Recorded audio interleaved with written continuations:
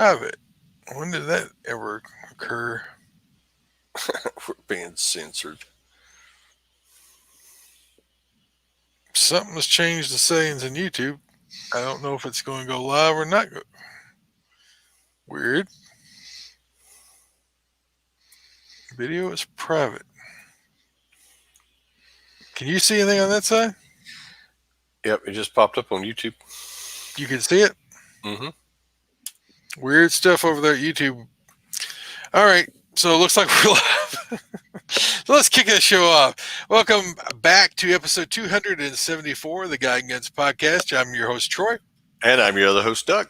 We use this podcast to talk about God, guns, and responsible Christian gun owners' interest. On this week's show, we'll be discussing the meaning of Sic Semper Tyrannis. Tyrannis. I butchered it. It's okay.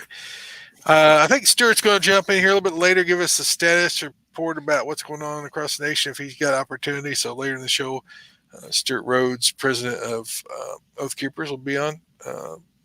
All things, if everything works out well.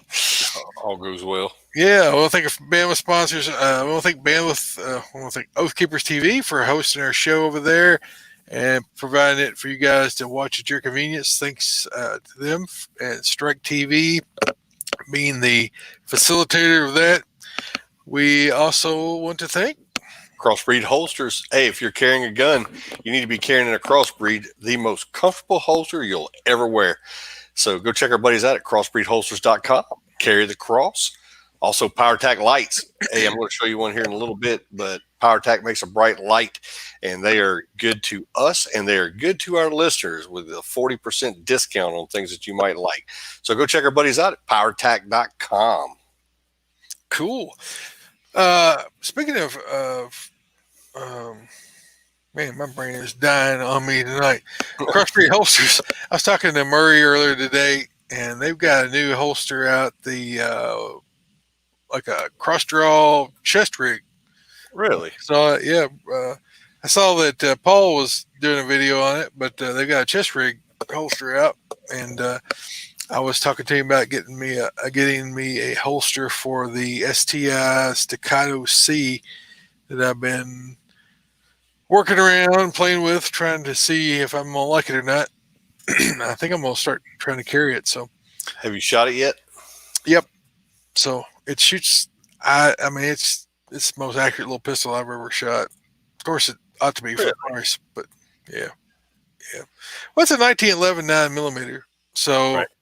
And it's got a bull barrel on it, and it locks up nice and tight. And of course, STI guns are known to be phenomenal shooters, but this one is amazing. I shot it up in Louisville a few years, about a year ago, I guess it was,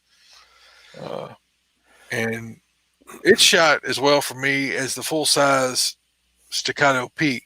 So I was excited about it, but I wasn't excited about the price. But then I found the Kentucky Gun Company had it for like $300 off, so I got excited enough to go ahead and get it. I can't say that I blame you on that one. Yeah, it was a good deal. I think that they must have mislabeled the sticker or whatever. I don't think they usually put those things on sale. So let's get on to the show. This week's guiding gun activities. That what you been up to? Let's see. On the God side, I've been doing my Sportsman's Daily Devotional every day. On the gun side, of course, I've been doing everyday carry, and everyday carry seems like it's getting to be a little bit more every day. So I find new things I want to take and carry around, keeping the vehicle just in case, that kind of thing. Also, hey, got my Spy Point camera back today from, actually it came in yesterday, the one I had to send in for RMA to get repaired. They just sent me a new camera. Cool. And so it's got a good warranty on it. So it came in. So now I have two, and I named it Apocalypse 1. So it's going to be watching hogs. And I love those things, man. It's like instantaneous when they come in, boom, you shoot them. Wow. So got that. I've been looking at a new thermal scope for hog hunting. I'm going to put it on on the 6.5 Grendel upper Woohoo. from TYR Defense Industries, and I'm looking at the Pulsar Thermion XQ38, and that thing is pretty awesome. It's got good quality on it. You can record off of it. It's kind of like it's just like the A10. It's got the one-shot sight in. All right. It's got the app on your phone where you can plug in the Wi-Fi on it, and if you're sitting there hunting with somebody and they don't have a thermal, you can have them on your phone, and they can look at exactly what you're looking at through the scope. So when you get ready to shoot and stuff, so it's pretty cool. So probably going to be picking one of those up here in the near future, like pretty quick, probably. Is it like everything else that you can't find anything in stock? Can you find those in stock? Because like everything else I've seen, gun and ammo related, it's like non-existent. Well, I've seen to find with gun stuff, the more expensive it is, the more they have in stock. the people buy the cheaper stuff, and you can't find it anywhere. But if it's got a little bit of substance to it, they keep those pretty handily available. So we'll see. I'm gonna have the hog hunting machine, which it ain't like I don't already, but I'll have one with a little more oomph to it. It's something to smack them a little faster to the ground. Yeah, sometimes they get spooked when you hit them with that IR light on the night vision stuff. Yeah, and that thermal, man, they don't even know you're there. It's just they have no idea. No, they don't know where it's coming from, and they're like, hey, there's no light. What's up? Like a ghost, eh? It is like a ghost. You can be mighty stealthy with that thing. Cool deal. They can't hide from that thermal, dude. I'm telling you. They can't do like Orange Schwarzenegger, roll around the mud and be camouflaged from the heat signature. No, if they open their eyes, I'm going to see them. they will get spotted. Cool deal. Well, is that got your stuff? That's me, man. What about you? Daily Bible reading. We've been doing the prayer and fasting every morning. It's tomorrow will be the end of the 14th week. Can't believe it'll be 70 episodes, man. That's just a long, long time. Yeah, it is. We've been plugging away at.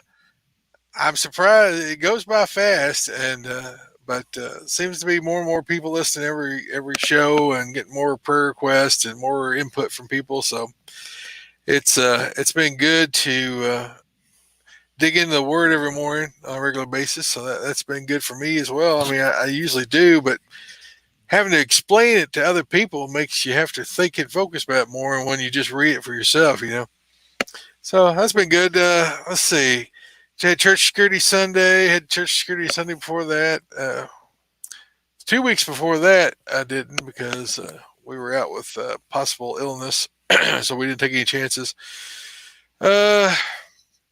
And I'm fasting again today. I fast every Monday and Thursday, but people say don't talk about that because then people think something's that you're glorifying yourself. I'm not trying to glorify myself. I'm trying to live it out.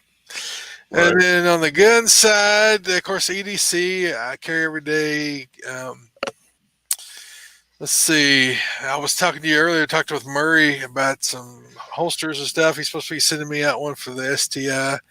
And then what else did I do? Oh, I wanted to get one like the T-Rex sidecar, the Penix carry holster. And Murray said he's got a setup for me. He thinks that will work for that. So we'll see if we get that. I found some 223 hunting ammo at where's I at? I was at Rural King. At Rural King and some 308. And then I stopped by Academy with the girls yesterday. Took them out to go eat and just hang out with them. I don't always get to spend a lot of time with the girls, but took them out and ate. Then we went over to Academy. They was going to get some clothing, and I found some 9mm Hornady brass, and I found some 223 brass, or 5.56, 223, whatever, brass. I found some 308 Winchester brass, and it was all the prices it was before the mayhem of runs on all the bullets and stuff. I did find some 25-06. There was only 2 boxes left of that and hunting ammo for deer loads. I think it was 117 grain, and found quite a bit of 308, but a lot of it was target ammunition, and it was like a buck and $1.50, $1.60 a round. I'm like, I can load it a whole lot cheaper than that, so I let that sit on the shelf. And what else was it? Oh, I found some primers. They had some Magnum pistol primers, and they had some large caliber rifle that I bought with only 2 boxes they had left of that. So was doing that. I got in an order I placed with the DeVore like 6-8 weeks ago for a Franklin Arsenal rotary tumbler to work my brass. It's supposed to be a lot cleaner. It's supposed to be a lot shinier and do a better job than the dry media tumblers, vibrator tumblers, what do you call them? So I got that came in this week. So I've got a lot of stuff to reload now. I got lots of clean brass or brass to clean, both. And I've got a lot of 9mm brass now, a lot of 5.56 brass, and a lot of 308 brass loads. So I'm going to be working on that on these rainy days when I can't get out and do anything. EDC tonight, of course, Glock 30S, the usual suspect, and all my usual stuff. Soft T tourniquet, the 82 light defender, the SOCOM knife, all my usual EDC stuff. What do you got? I got the Glock 19 out here with me. It's got the student of the gun night vision sights on it, which are extremely bright that I like a lot. They work really well. And hey, I did bring my little friend out with me tonight. So Puff Light. I got Puff 2.0 with me. So Palmetto State.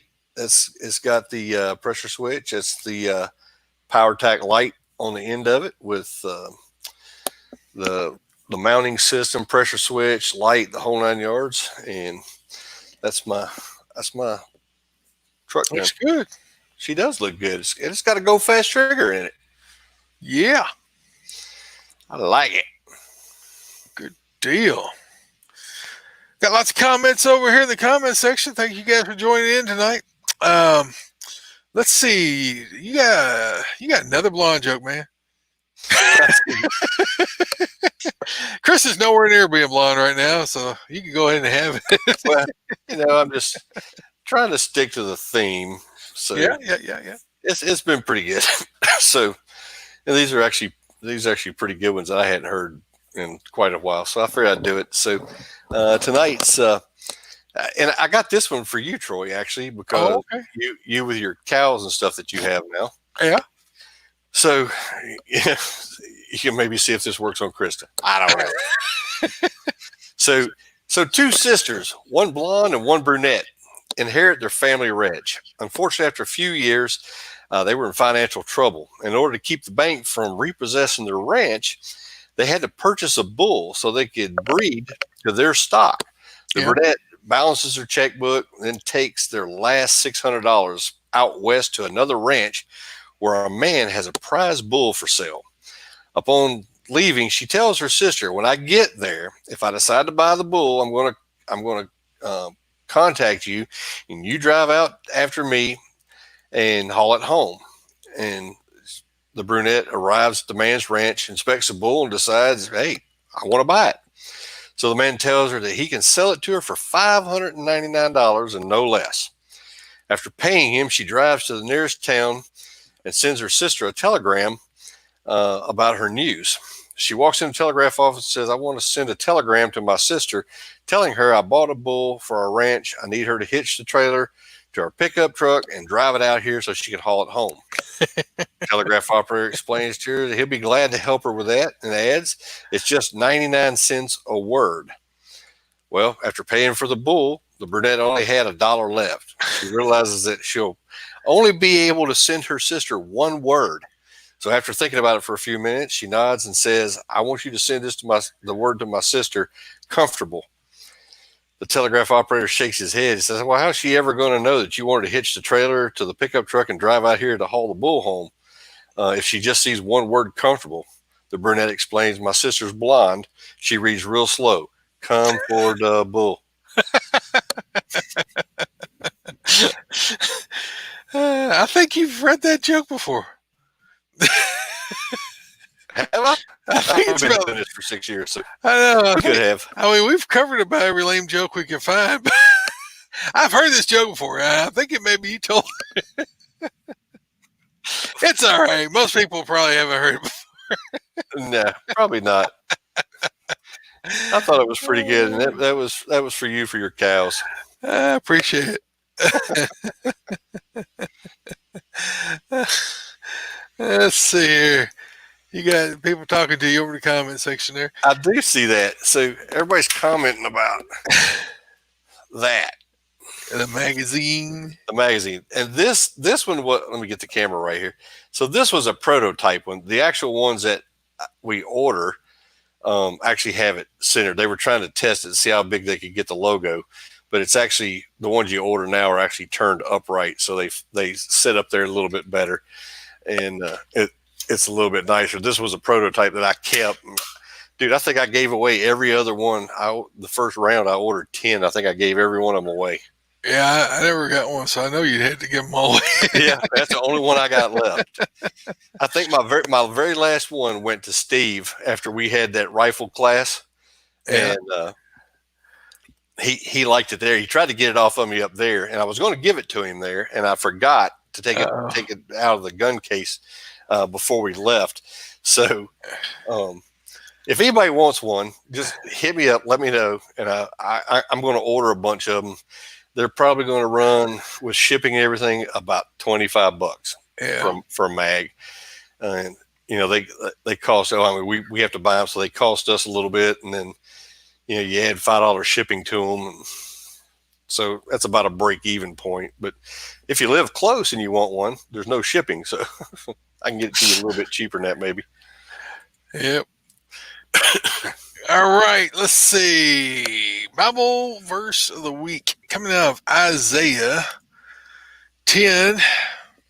Woe to those who decree iniquitous decrees and the writers who keep writing oppression, to turn aside the needy from justice and to rob the poor of my people of their right, that widows may be their spoil and that they may make the fatherless their prey. What will you do on the day of punishment and the ruin that will come from afar?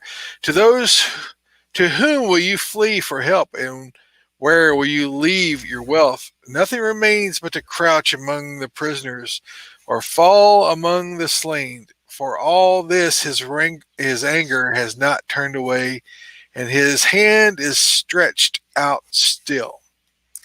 So this was God's decree upon Israel for their way they had treated, the way they had behaved. And so he called in Assyria to come in and to attack and to judge using, God uses other countries to judge his people.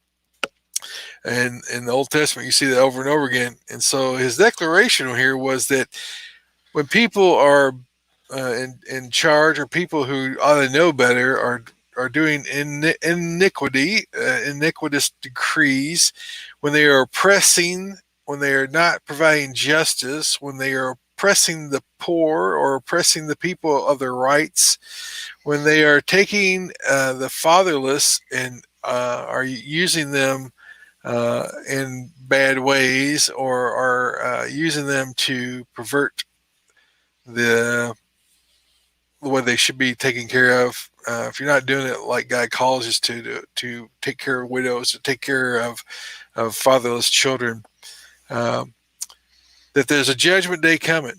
God declares that he hates those that do those things. And so we see a lot of people in places of power that do things that are unjust. There is a judgment coming upon this country and upon the people who have run this country. And if they don't turn, they're going to have a really bad time. And so will the rest of us. We will all suffer because of the lawlessness and because of the unjustness of the society that we find ourselves in. So we need to be praying for our country. We praying that God would raise up righteous leaders that would turn our country from the sin that's been into and back to righteousness and back into right judgment and back into looking out for the rights of others. So that's the Isaiah 10 verses 1 through 4 this week. Anything you want to jump in there with? No, you're good, man. We got some commenting going on tonight. Yeah, they're lighting it up over there. So I'm gonna take the Bible verse back down. Yeah. We got the topic for tonight's show is Sic Semper Tyrannis. Tyrannis. I think it's Tyrannus. And what does that mean? That means thus always to tyrants. And so the verse sort of goes with tonight's subject. We see that as a motto for Virginia. If you've ever seen the Virginia seal, it's got the woman standing on top of a king or a prince, and whose crown is on the ground, and she's holding a staff, and he's laying on the ground with a sword across him. And what it means is that the end of all tyrants is death, right? The end of all tyrants is being wiped out by the people that they're tyrannical to. And it's sort of like a saying, whenever something bad happens to a tyrant, this is the way it always ends. They are only tyrannical for a while, and then this is the end. A lot of people try to equate that to the Confederacy or to being, what was it? John Wilkes Booth supposedly said that phrase when he shot Lincoln in the back of the head like a coward. He said that before he leaped off the stage, but of course he was an actor, and he also was in a play, Caesar, when that's a line out of the play Caesar. So it was sort of his way of declaring who he was before he jumped off the stage and jumped off of the balcony, landed on the stage and broke his leg. Apparently he was quite theatrical in the whole event of killing Abraham Lincoln. But he supported the South. And so that's not the rally call of racist Southerners. That was a quote attributed to the play Caesar, which he had done because he was an actor, as we all know. It's sort of amazing, that an actor was the one that shot. You think it seems just a little strange, You wonder how far back that goes. But something I wanted to talk about also was I got the comments are just a flying over here. It preceded the Confederacy. Yes, it did. It was all the way back to 1500. And so what had happened was there was kings in Rome up until this point. And so I can give you the history of it. There was kings in Rome up to this point. And one of the sons of the king, a prince, I guess he would have been called, raped a nobleman's wife, who went after the rape and told the nobleman that she had been raped by this person, and then she proceeded to commit suicide. The noblemen then went together and killed this guy, and so that was the beginning of the quote Sic Semper Tyrannis. And then later on, it was attributed to what Brutus saying it whenever they killed Caesar. So that was the later attribution to it. Then it's been quoted other places. Then in modern times, I think Timothy McVeigh had a shirt with it on where they arrested him or something. There's a lot of symbology and a lot of that stuff. So you have to remember where it all goes back to. So what does that mean to us? It's Virginia's motto. And so it's odd that right now that they have a governor who's the biggest tyrant that ever has walked Virginia that I'm aware of, apart from maybe some British mayor or governor or something over the region back in the 1700s. But you've got a guy and you've got a party that is trying to run roughshod over the top of the people. And it's quite ironic that you have the symbol being thus always the tyrant. So death is always the outcome for tyrants. It should be something that he should probably pay attention to. He may want to change the motto while he's changing everything else. Well, he'll probably figure. He'll probably eventually come to his senses and realize that that's probably bad for him. Yeah, I don't know. But he may not. We may not. I mean, so what we got going on all over the country right now is upheaval. We've got politicians protecting anarchists and terrorists, and locking up liberty-loving people for not wearing masks. We have businesses and stuff that are getting burned to the ground. We have things going on where they're not protecting their people, and they're letting these people run their cities or run their states. Something I think Stuart's going to touch on here in a minute and talk about some things that are going on that you guys need to be aware of. We'll hit those when he's able to join us here in a moment. But there's something that's going on that we need to be aware of.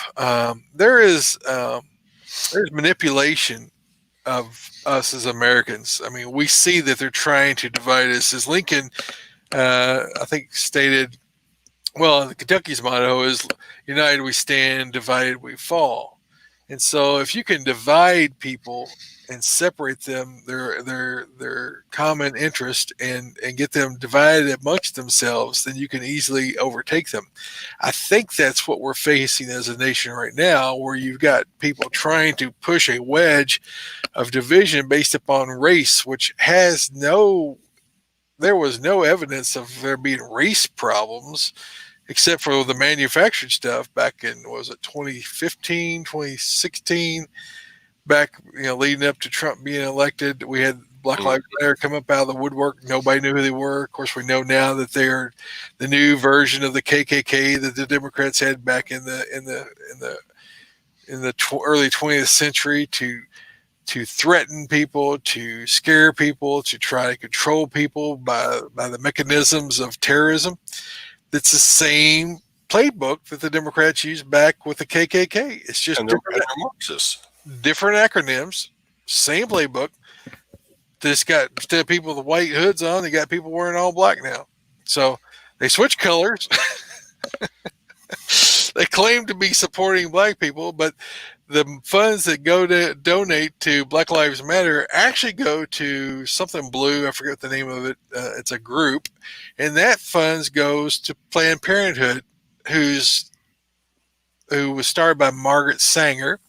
Margaret Sanger was a very, very much racist woman who wanted to kill off as many black people as she could because she thought they were inferior race.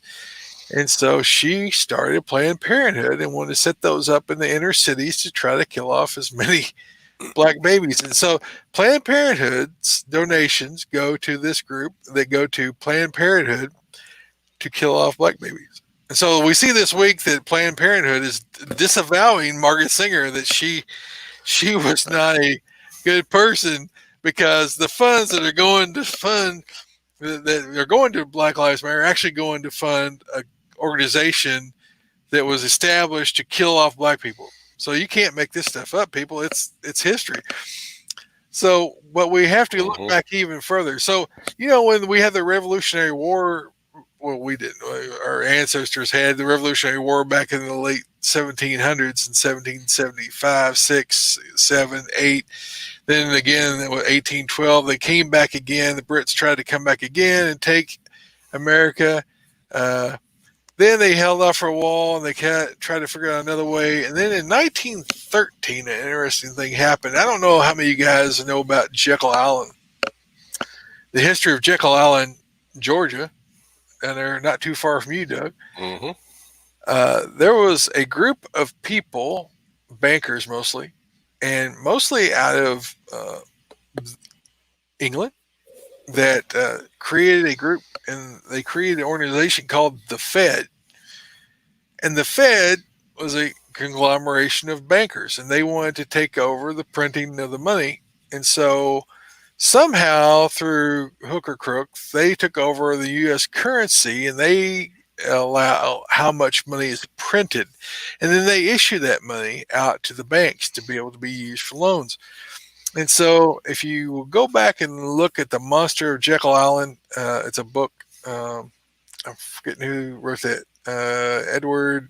I know people out there screaming it right now, but the history of that is that these banks are now in control of our currency. We're not in control of our currency, and since 1973, we've been off the gold standard. So our currency is pretty much fiat currency. And what has happened is that we are all slaves as Americans. We may think we're not slaves, but England's taken us back over through the banking system. Through even if you go back to the time of the Revolutionary War, the reason that we were having a hard time with England's taxes is because the king kept fighting in different wars, and he was borrowing money to fight those wars. And the French were borrowing money to fight those wars. And they were all borrowing money from different people to fight these wars. Well, after the war, there's debts to be paid, so they started issuing taxes on us. And that's where we got the tea tax and all these other different taxes that were added onto us, levied on to our ancestors. And that's what was aggravating, that we were being taxed, but we had no representation.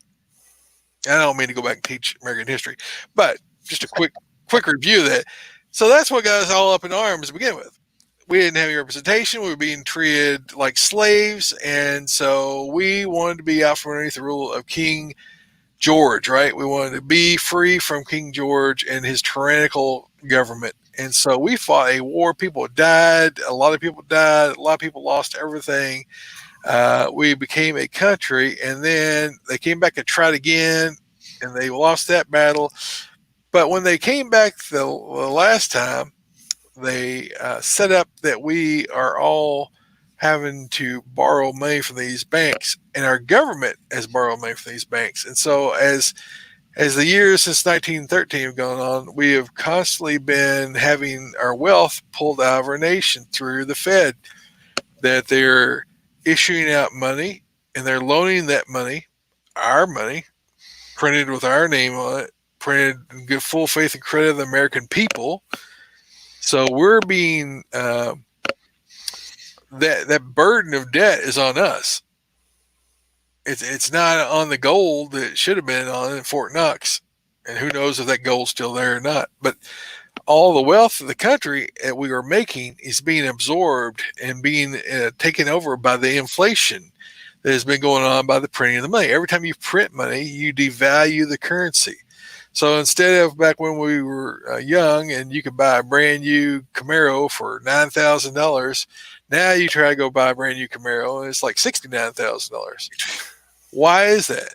It's because the dollar is losing value every time they print more money. And so every year since 2008, pretty much since the Big O took office, we have been overspending by a couple trillion dollars a year. Instead of passing a balanced budget, they keep approving the overinflated budget from 2008, and they're not doing anything to correct the problem that we're spending more than we're taking in by a measure of 2 to 1. How they keep on doing that? Well, they keep printing money. It's called quantitative easing. Well, who's printing the money? The Fed's printing the money. They're not accountable to the U.S. government. They're a freestanding entity.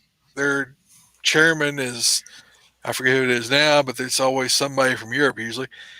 And they decide how much they're going to print. They decide what the interest rate's going to be. And it's been pretty much zero for the last 5 or 6 years because they're pumping up trying to keep the economy from collapsing.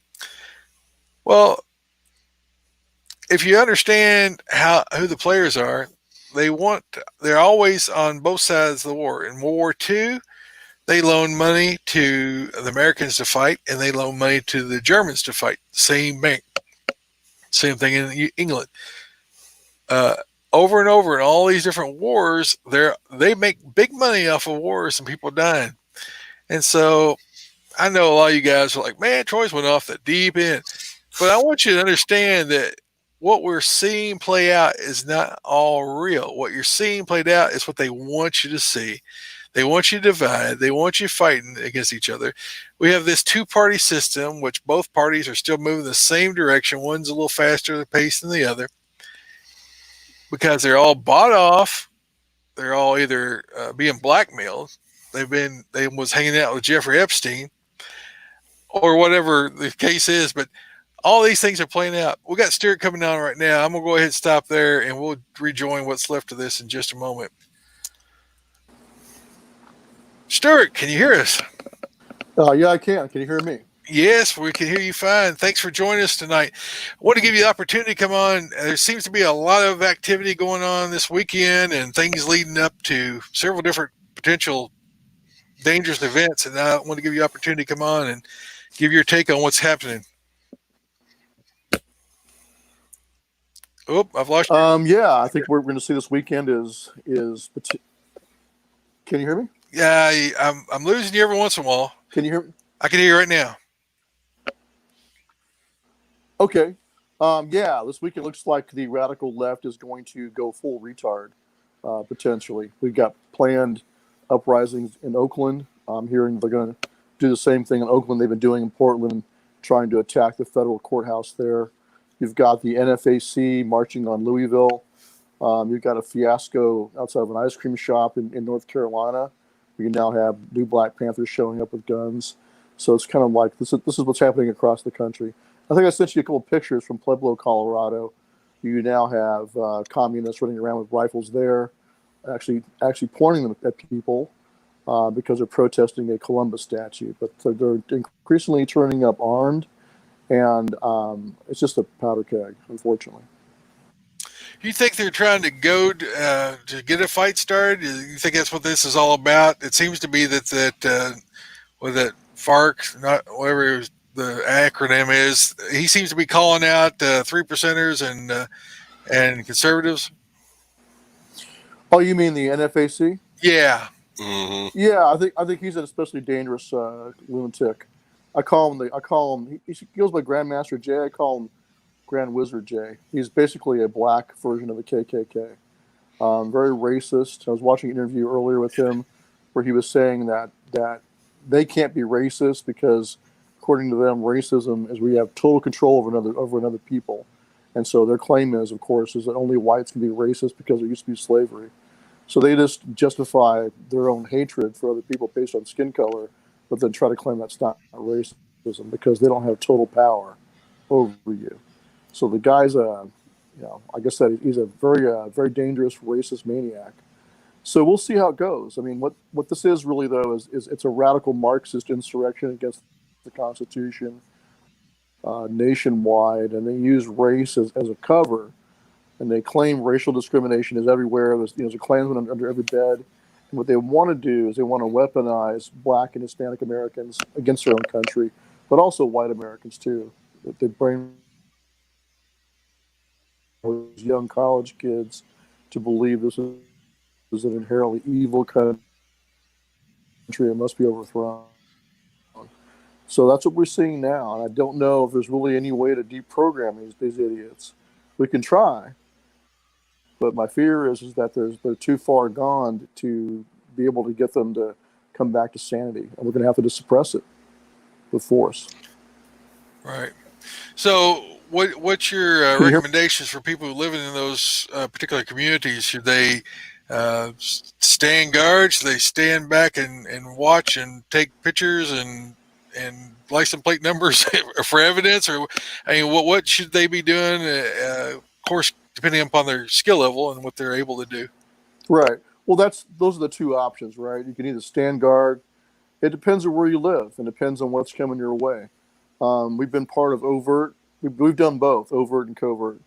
And so it's going to be a strategy question on the ground. Is what is the best avenue? The other side, I think the radical leftists who are pulling the strings want a situation where a bunch of conservatives fire on what will later on be called a peaceful protest. I think they want that. So one thing we need to do on our side is keep the hotheads cool and make sure that you're in the right. Make sure that you're doing things that are legal, that are lawful, and honorable. But obviously, you don't let someone ransack your town and burn your town on the ground.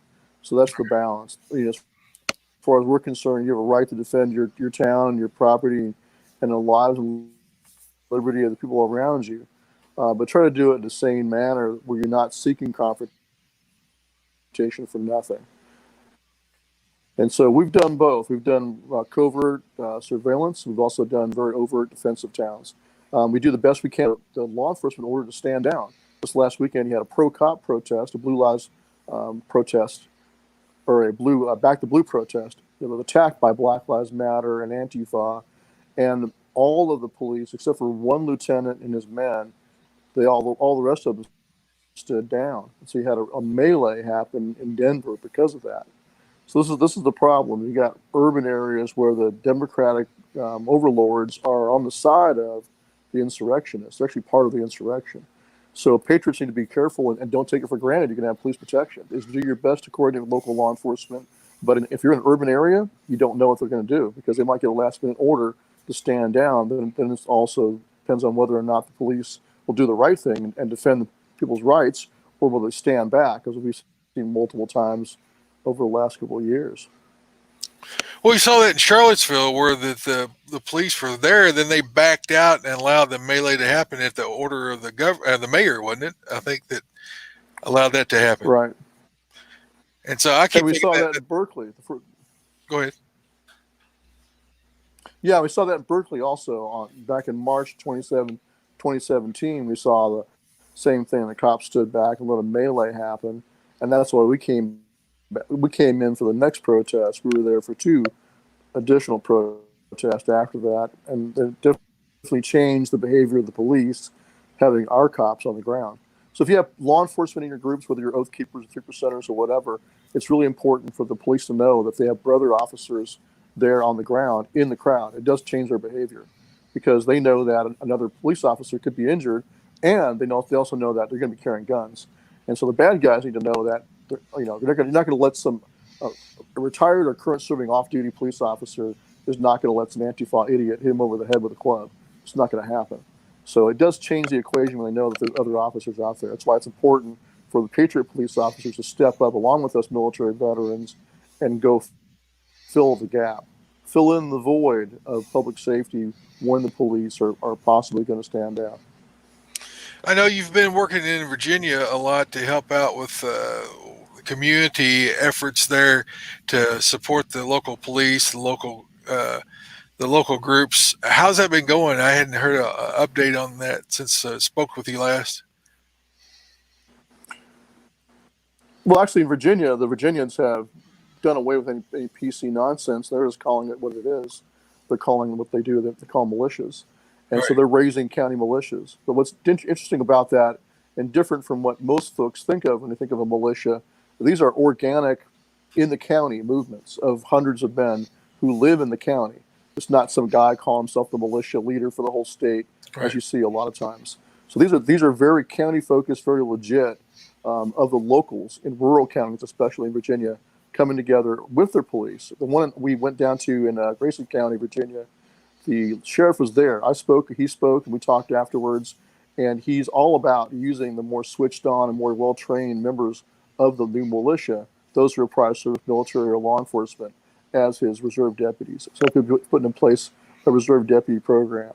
That's what we encourage people to do, even if you live in a state where you don't want to use the militia word because it's considered the M word, So even if you live in a state like that, I think you should start the whatever county volunteers and bring together all the people who live in that county. They all have got skills, whether they're prior service or not. They got something to contribute.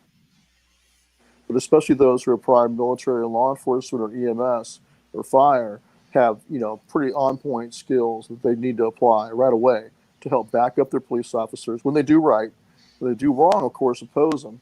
But when they do right, back them up. And right now, they're under assault all over the nation. Antifa is running around and identifying police homes and targeting police officers.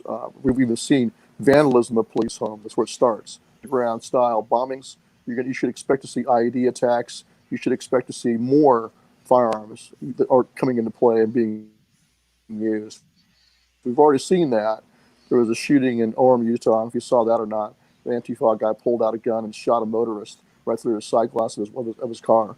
So we're going to see more of that. I think you need to expect it. So I think the right answer is to raise militias, or if you're afraid to call it that, then call it the county volunteers. But that's what it really is. It's the people coming together and providing security. We need to be on the side of law and order and preserving peace and the Constitution. And that doesn't mean that you're, so-called bootlicker that goes along with bad police behavior. Of course, if cops are violating the Constitution, you call them out and you oppose what they do. But for the most part, most police officers around the country, they're in for the right reason, and right now especially, they need our support. What we don't want is their families don't deserve to be murdered, their houses don't deserve to be burned to the ground, and we need to go and back them up, and you influence their behavior. When you back them up against bad guys who are radical communists that want to destroy this country and kill all the cops, when you back the police up against people like that, then you have a better chance of influencing police behavior for the better going forward when it comes to respecting the rights of the people under the Constitution. So of course, we've been out to many of these protests. We've monitored Black Lives Matter protests where nothing happens. They just march through town, and they're for some reason targeting small town America, which I think is probably a bad idea in the long run. That's what they're doing. But we've watched them come. We don't interfere with them. We stand there right along with the police and just watch. But we're also there to stop any violence. And they get the message pretty quick when they see a bunch of citizens standing out there armed. They let them know that they can't get away with what they might be able to get away with in a big city. Now, the dangerous thing is when you get groups like the new Black Panthers or the NFAC decide they're going to make an example out of a small town someplace and come marching into small town America. That's where I think you're going to have a serious problem. Well, there's something about Eastern Kentucky. There's a town that might be a target on Sunday. Is that right? So that's what we're hearing. I haven't seen confirmation of that. Okay. It might just be Black Lives Matter. So it could just be the NAACP and Black Lives Matter. I think NFAC right now, as far as I know, is just focused on Louisville. So they're focused on a larger city. So we'll see how it goes there. So with that, they're going to eventually implode or show their ass. That's how I look at them. So with a radical group like that, it's probably best to give them plenty of rope, and they're going to hang themselves eventually.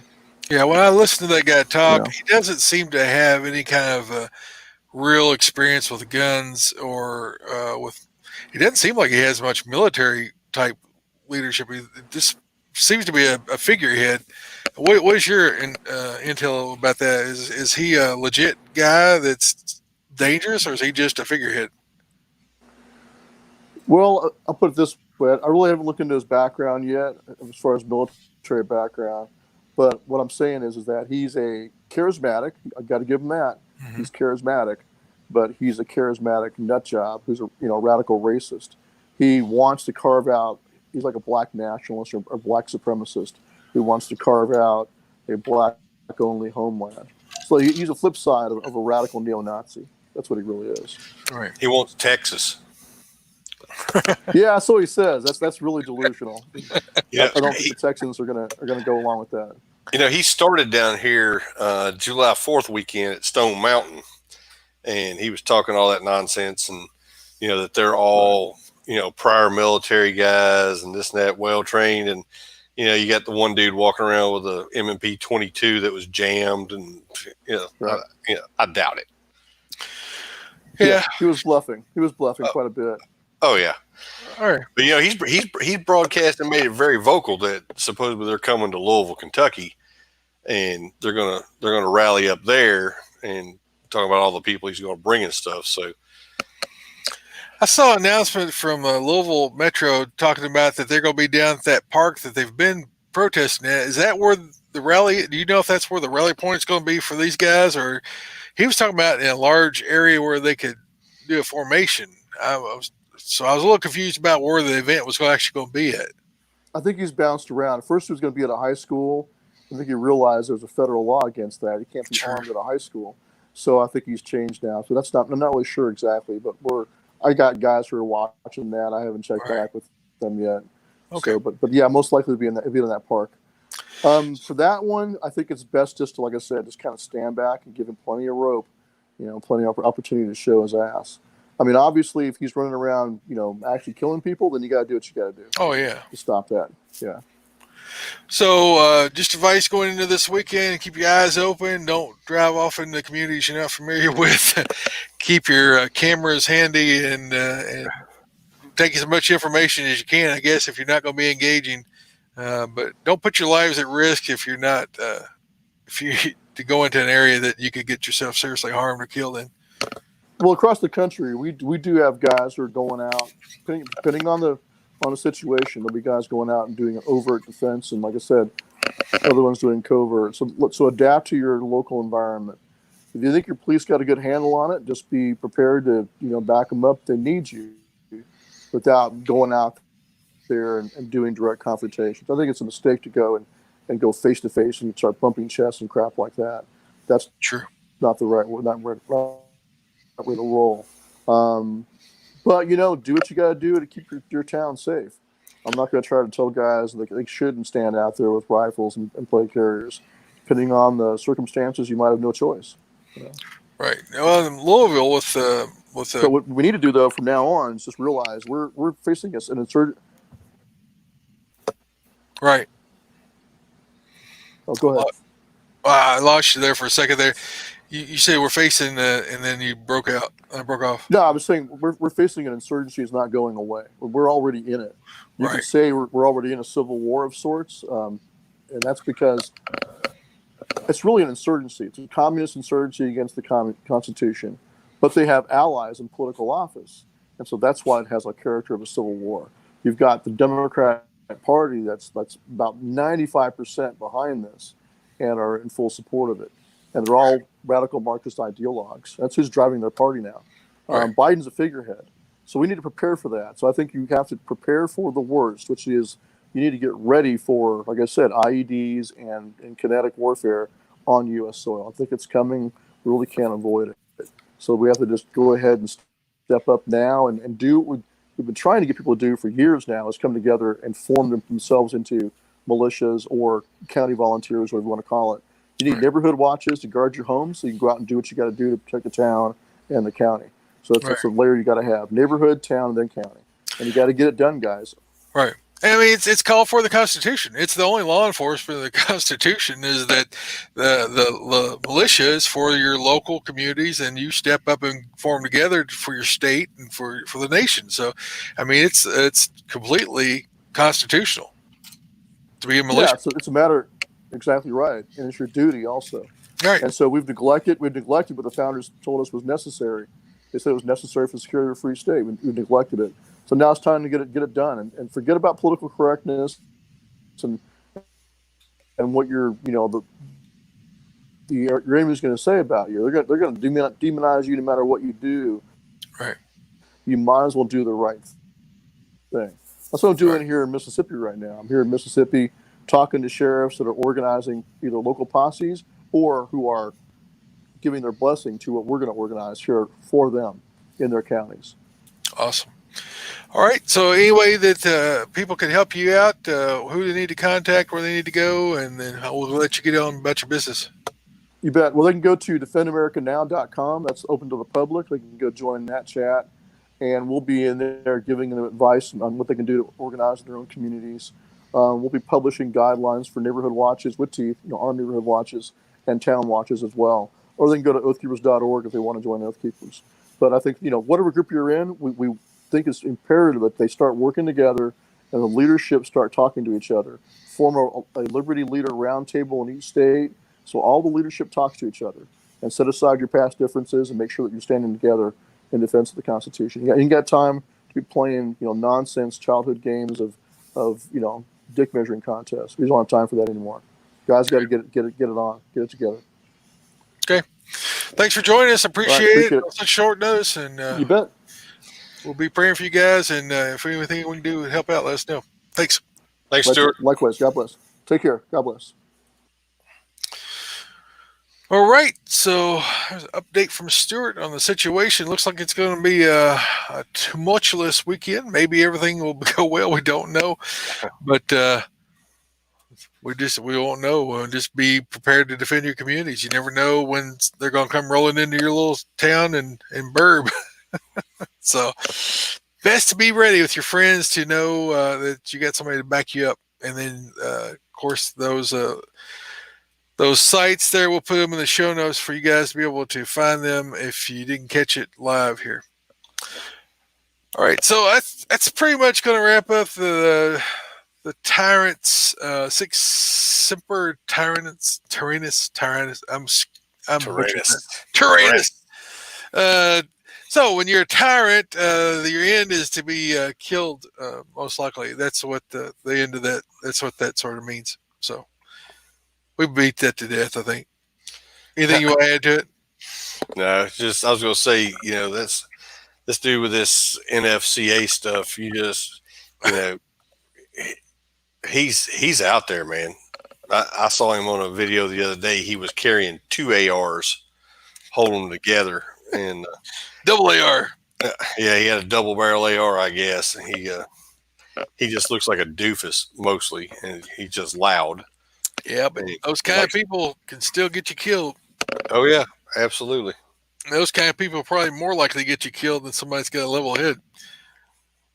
So, and then the people that will follow that kind of person are probably even more unhinged. I think it's all set up. I think it's and it's set up in the way I mean is to try to spark a war, to try to spark some kind of conflict where they could come in and say, we need to seize all these AR weapons and all these. We're going to bring in the UN to collect all these guns up because we don't need a battle here. We're better than that kind of stuff. Well, then the real tyrants step to the stage. Well, it's like look at Chicago in the last 2 months. All the nonsense going up there, they're trying to defund the police and get rid of them. They don't want any help from outside, from the feds, anybody else. And that ignorant mayor up there, Lightfoot or whatever her name is, she was talking on there that they need more gun control. I'm like, well, you got some of the strictest gun control now, and look what's happening. It's not lawful gun owners that are going out killing people. That's not the people doing this nonsense. Well, if you're a Democrat, you want as much scared people as you can get, because then they clamor for more government programs, which gives you more power.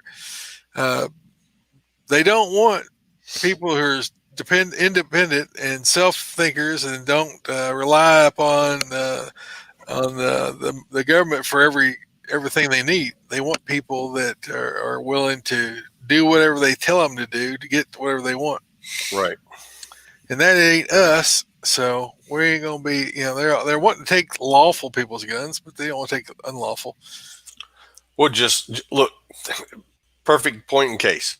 Look at St. Louis up in Missouri, the lawyer and his wife that had the guns protecting their property. They came and confiscated their guns, took them away from them.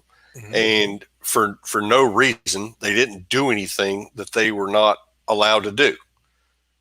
Yeah, they came and took their guns away from them. Yeah. Well, I got a picture of that lady. I want to share that right now so you guys can see if I can find it here. Where'd it go? It was right there.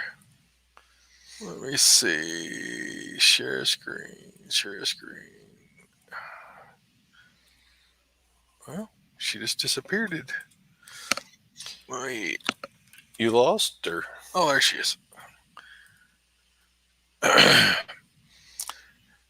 You want to see what abject fear is?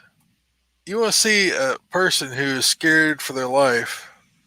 That's it right there. Look at those eyes. You can see this had no act. She was afraid for her life. Now, her gun handling skills here, we can see their fingers like into between the second and the third knuckle. Yeah. And that probably a 380, maybe a 32.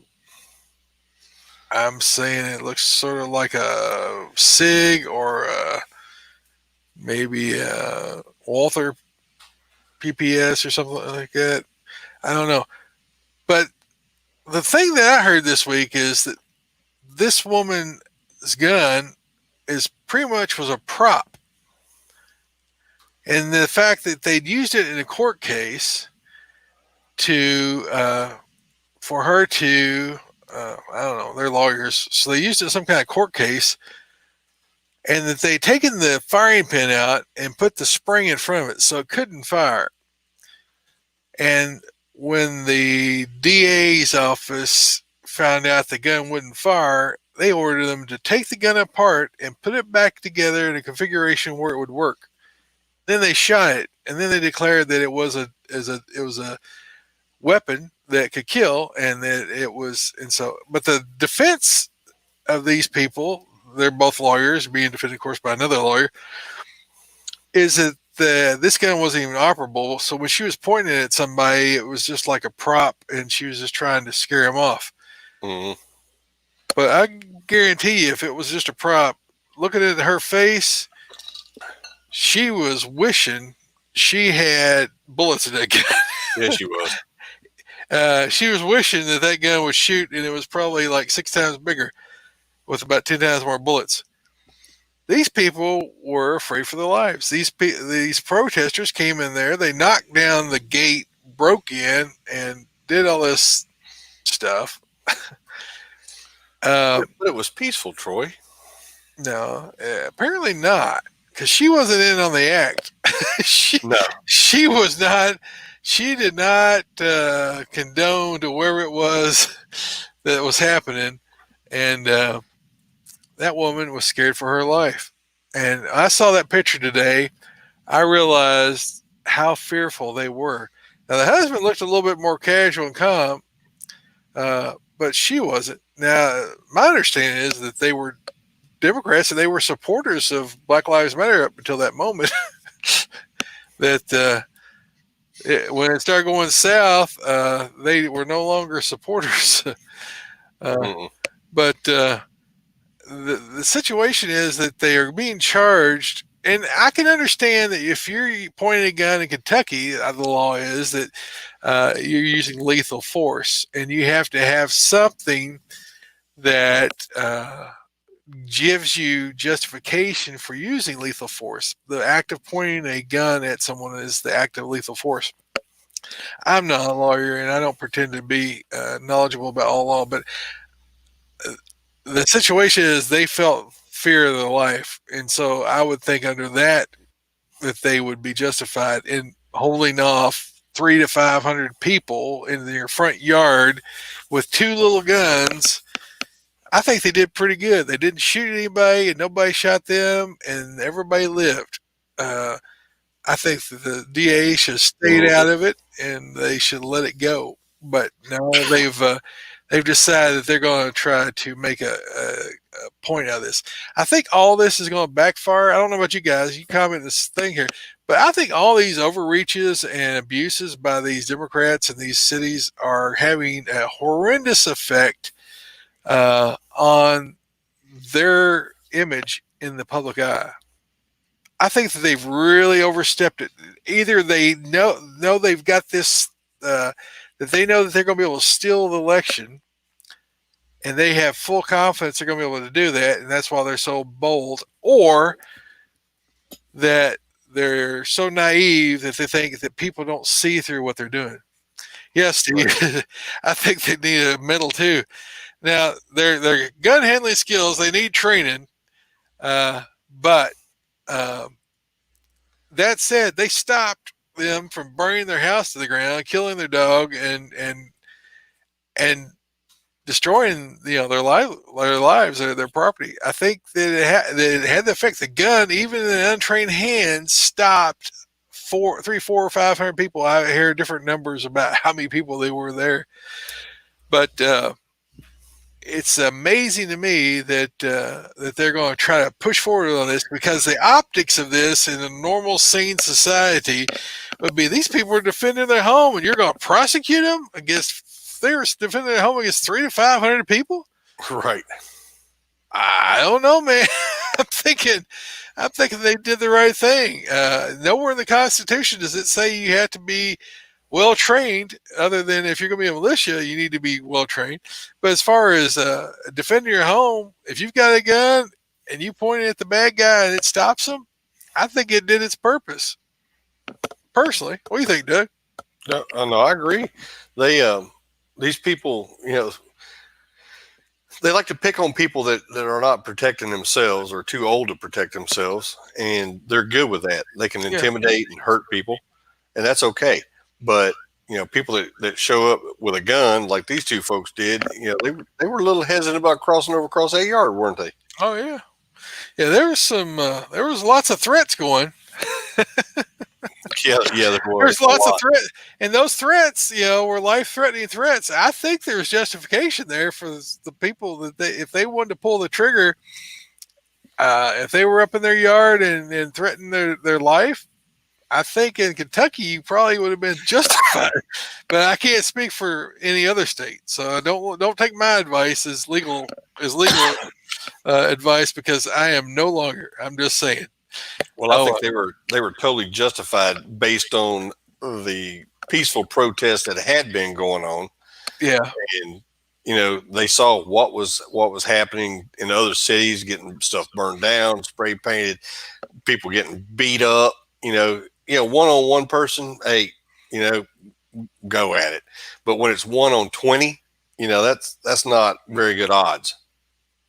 Yeah, that's another good point right here. Stephen said that they broke down the gate and they're breaking and entering, and then there was the AG.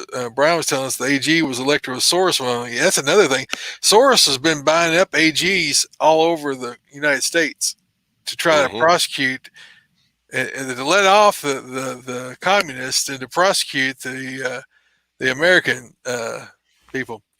So yeah, they were definitely trespassing. It was a sign on the gate saying it was a private community. People kept trying to say they were just walking down the street. No, they were walking down a private street that was inside of a gated community. That is not public property. The state, the city, the county did not pay for that road or that sidewalk they were standing on.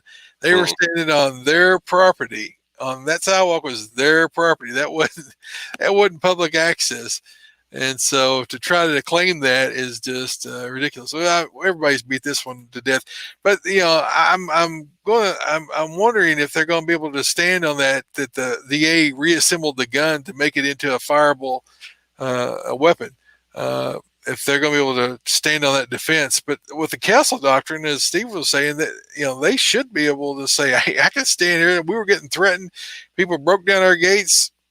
That should be thrown out. I mean, the jury should nullify that quickly, and then they should recall that AG and get them out of there, because that kind of stuff needs to be taken care of.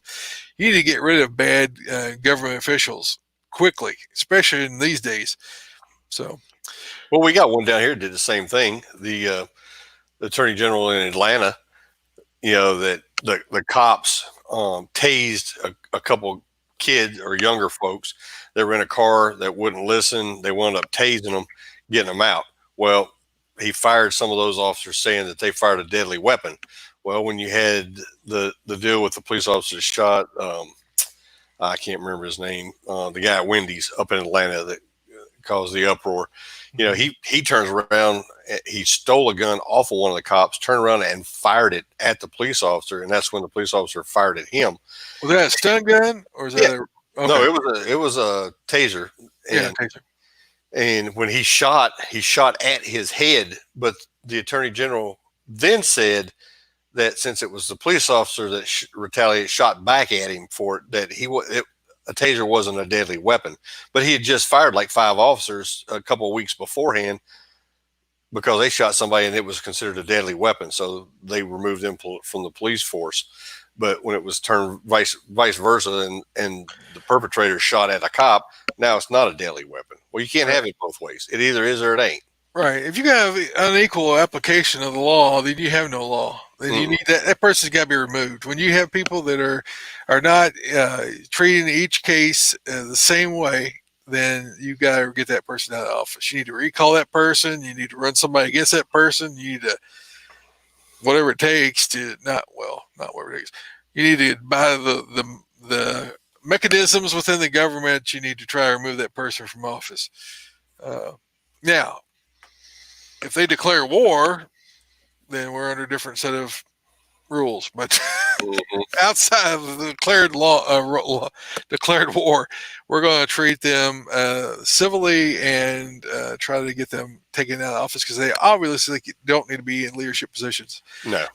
We got a couple quick show supporters we want to thank, and then we'll be right on to the armed citizen. And then, so let's hit these real quick, Doug. And again, we want to thank Oath Keepers for having us over on their feeds live.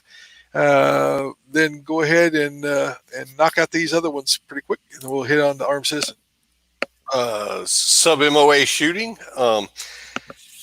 If you want to get some reloading stuff, some bullets, some different things, go check our buddy out Wally over at Sub MOA Shooting.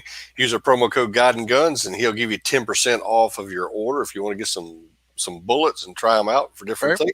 Go see him, check him out. Also, Crossbreed Holsters. Hey, you heard us talk about it. The most comfortable holster that you get. They come out with a new one that Troy's fixed to get, and I need to look that up because I am fixing to pull the trigger on a Ruger 44 mag Blackhawk, and for pig hunting backup gun. And hey, you gonna do that and buy the night vision and thermal vision all at the same time? I'm gonna do a little trading for that other one. Okay, it'll be a little cow trading, horse trading, whatever you want to look at. But I might have to hit Murray up to get me a chest rig for that thing. Oh yeah. We gonna whopper of a pistol. Yeah, it's gonna be a good one. But anyway, Crossbreed makes a holster for you. They're comfortable and they just work. So go check our buddies out at crossbreedholsters.com. Use their promo code G&G. Get a 10% discount on us for watching the show. Also, Axelson Tactical. You've heard us talk about it. I got my Axelson in it. It's a Tack driving machine. I use it for pig hunting. I got one of my night vision scopes on that. Works like a champ. They make custom bolt guns, semi-automatic guns, pistols. They got all kinds of stuff in their store. But go check our buddies out at axelsonusa.com. Use a promo code over there, God and Guns, when you find what you like, and they'll give you 10% off for listening to us also. PowerTac lights. Yeah, I just showed you one of the lights that I have on one of my guns. I have a headlamp. I have another light that I carry in my truck that's rechargeable, magnetic. I keep the charger in there. It plugs into my cigarette lighter, and it stays charged all the time. They're bright as all get out, and they have a lifetime warranty on them. So you can't beat that. Plus, if you order a PowerTac light, they will give you 40% off if you use the promo code God and Guns. So that's a pretty good deal. And they show us a little love in return also for the support that we have through you, our listeners. So go check them out, powertac.com. Also, Palmetto State Armory. If you're looking for pieces, parts for guns, mags, uppers, sights, whatever you want, Palmetto State usually has it. Right now, they don't have much of anything. People are buying it up.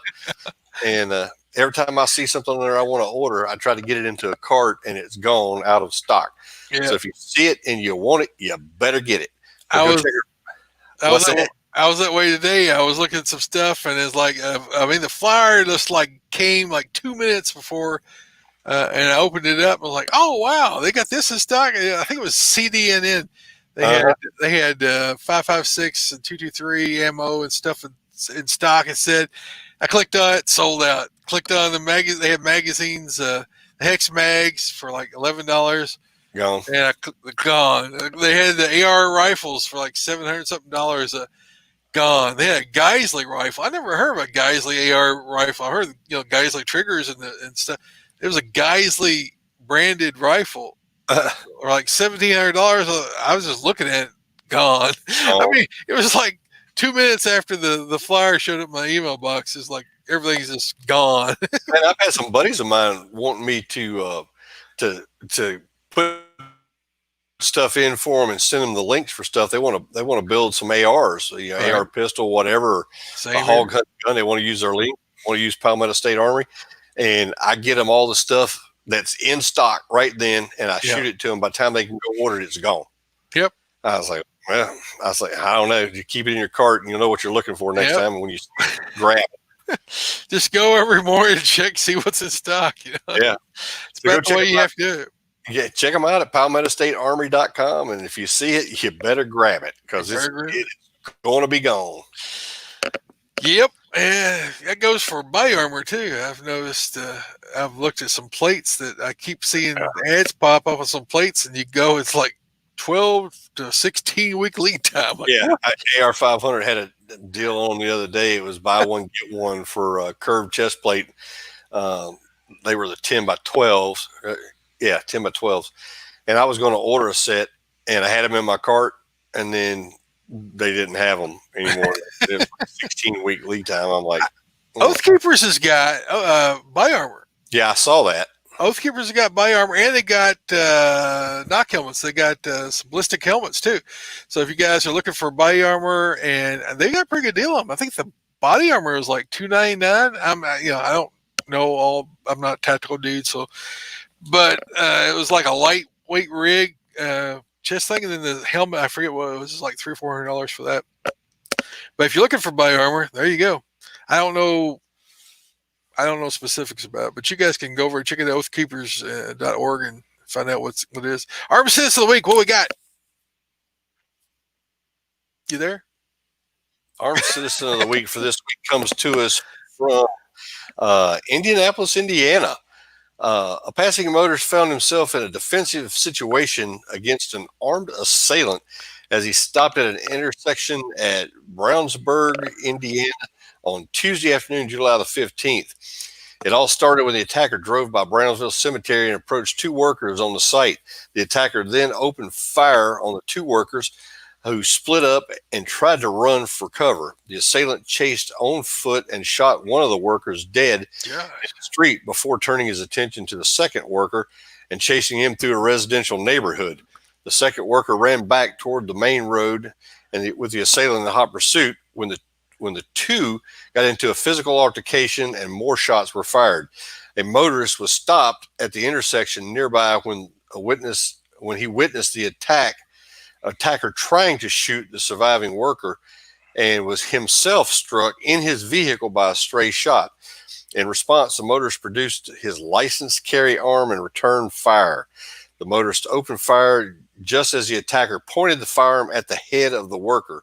The armed citizen is credited with saving himself and the worker and innocent bystanders in the area in this unexpected scenario. The attacker died of his wounds, while the motorist and second worker sustained non-life-threatening injuries. And that came to us from WISH TV in Indianapolis, Indiana.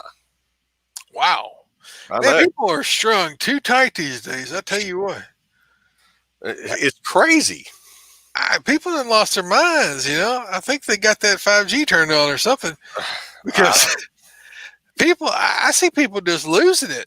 I almost lost it the other day because I went, yesterday, I guess it was. Was it yesterday? No, when yesterday. It was Wednesday. No, when is it? What is today? Today's Thursday. Yeah, I guess it was Tuesday. I started to lose it Tuesday. We went to like 3 different restaurants, and all of them were takeout only. You couldn't go in and sit down because the governor's closed everything back up again here in Kentucky because he's so wise medically. He's decided to shut us down again. So I was trying to take my daughters out to eat, and everywhere we went, we couldn't go in. And so all the places they wanted to go eat at, we couldn't go in. Went to one restaurant, oh yeah, we're open, and stood in line for 20-something minutes waiting to get in the door, and nobody waited on you. Nobody talked to you. Waited. Like, wouldn't see this. So I got mad, and I walked out. Went to another restaurant, walked right in, no problem. Right to the table, sit down. Wasn't where the girls wanted to go, but hey, we got it taken care of. But man, I tell you what, people are wound tight. People are driving like mad. Like 30, 40 miles an hour over the speed limit and cussing each other out, and people wearing masks, fussing at people not wearing masks, and threatening each other. It's just a little bit crazy out there right now. So you better be packing in case somebody starts chasing you down the street trying to kill you. Yeah, I wonder what it was about. I wonder, you don't have any background about what caused this altercation, but I'm sort of curious as what kicked this guy off. They wave the "I'm number one" signal at somebody, or I don't understand what would cause that to happen. But maybe he was the wrong shade of brown or something. Who knows? This is the world we live in right now. So be prepared, boys and girls. It's a little crazy world out there. Crazy. Crazy. Any other comments you guys drop them in? We're going to wrap this puppy up. You got anything else, Doug, before I start hitting the wrap up segment? Hey, the only thing I want to say is I just want to give a shout out to a friend of mine. His name is Jordan Weems. And you know how much I love baseball. Back in the day, I grew up, my dad coached, and I played from the time I was knee high all the way up through high school and until I got hurt and couldn't play anymore. But Jordan is a friend of mine. He duck hunts with us, and he had played minor league ball for the last, 2 or 3 years for the Boston Red Sox. And he got traded to Oakland this year and got out there, and big congratulations to Jordan. He just got selected on the major league roster as a pitcher for the Oakland A's. So he is going to be starting in the big leagues this year. So congratulations, Jordan. Just want to throw it out there for him. Cool. They going to let him play baseball this year? Hey, oh, yeah. They're going to play some. They ain't going to have no fans. They got cardboard figures sitting in the stands. I'm not kidding. They do. I know. I know what you're talking about. It's ridiculous, but, hey, he made the big league regardless. So yeah, well, that's cool. That's cool indeed. Oh, and I'm going to tell you, I got ticked this morning because I had to go to Kroger and stop by there on the way to work. I just had to stop and pick up something real quick, and they had a little 18-year-old boy standing there, enforcing the mask rule if you go inside. Yeah, with a thermometer on it. No, he didn't thermometer me. He's probably lucky he didn't, but I need it. So I told him, I said, I understand you got it, and I will do it. It does no good putting a mask on to go in here. I was watching a video today or yesterday, and this guy, had one of those vapes, and he was vaping, but he had a surgical mask on, and he pulled it up, and he took a hit off his vape. He said, "Oh yeah," he coughed. He just coughed into the mask because he wanted to. And he coughed, and you just see this big puff of smoke coming out around his ears and over the top of his eyes. And then, he tries to he took some and he just was talking regular, and it's just coming out everywhere. Yeah. And then he puts on one of these masks that people are making, off masks. And he puts that silly thing on and does the same thing. He just blows straight through it, and it just comes straight out. Which that vape stuff is a lot thicker than a virus that you would have when it comes out anyway. So, this whole nonsense with masks, they're getting creative. If you were in the mask making business, sell them, you're probably doing pretty good right now. Yeah. But good night, Steve. Steve is going to bed. He's at your cousin, eh? Night, cousin. Good night, Steve.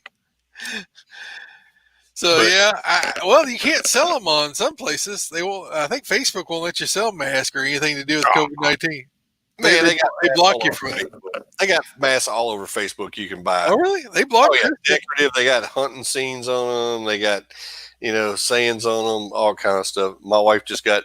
Everybody knows my wife is a Trump fan, big Trump fan, and she just got 2 in. Just got Trump on the mask. It says, "Keep America Great," and Trump 2020 on them. So a cool deal.